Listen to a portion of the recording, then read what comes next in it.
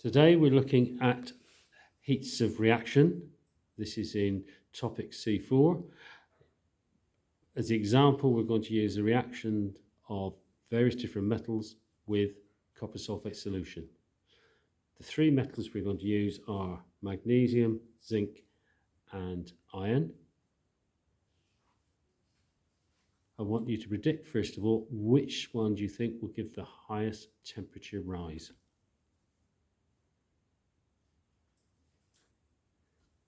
This is our basic apparatus. We're going to use a polystyrene cup to do the reaction in. Why do you think we're using polystyrene rather than a glass beaker? Copper sulphate solution and using powdered zinc. So to start with, I'm going to use 25 centimetre cube of copper sulphate solution.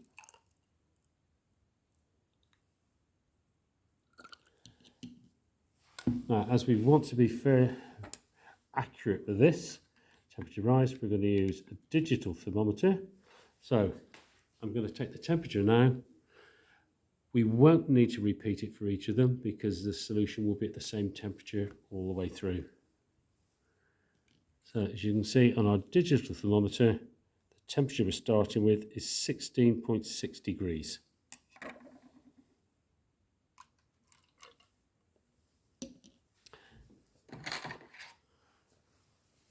In the reaction, we're going to use excess metal, so we do not need to measure it out. We're just going to make sure we use all of the copper sulphate up. So with excess, I'm going to put 2 spatulas in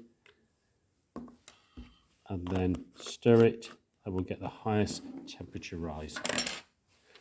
So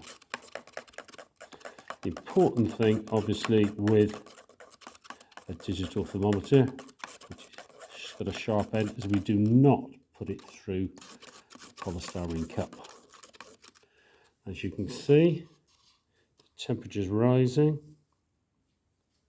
We're now up to 30.5 degrees C, and we're looking for the maximum temperature rise.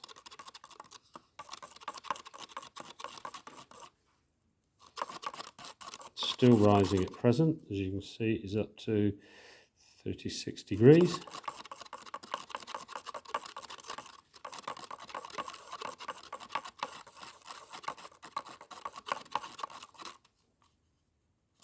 Degrees. Now the other thing, if you look into the cup, you can see that the colour of the copper sulphate is going. We're losing that blue colour. Now think what's being formed in the reaction. We're reacting zinc with copper sulphate.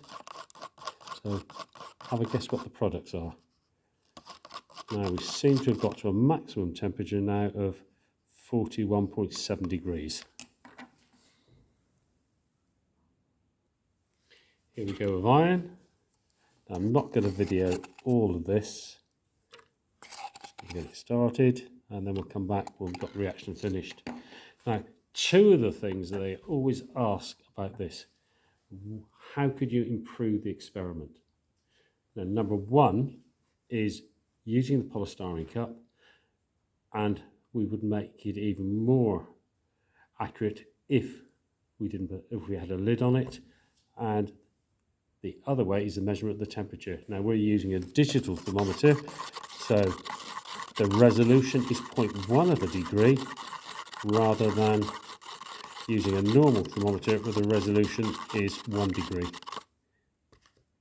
So I'll come back to this as and when the reaction's finished.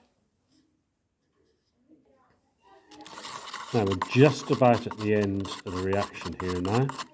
So you can see again, once again, we've lost the blue coloration.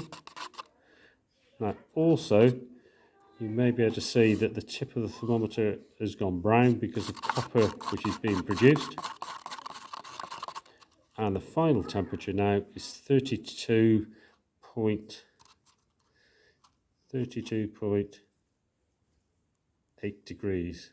About 33 exactly. Now I've poured the solution off. So you can see here the product being copper. So that will help you in trying to decide what's happening in each of these reactions. Now, from the results so far, what have you decided is the most reactive? The magnesium, or sorry, the zinc or the iron? Now, the last one we're going to do is magnesium, again in excess. As you can see here, the reaction is very vigorous. Let's get the thermometer in.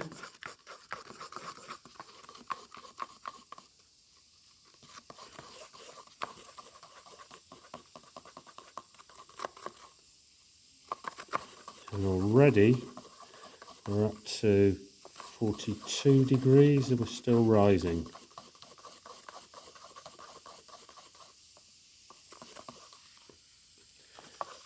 Right, like before, I'm going to turn this off so until the reaction is finished, and then we'll come back and look at the final temperature. Now the reaction seems to have reached its maximum now. We're now at, as you can see, 69.1 degrees. So huge temperature rise. Again, try and think what's formed in the reaction and look for a reason for explaining the results. There we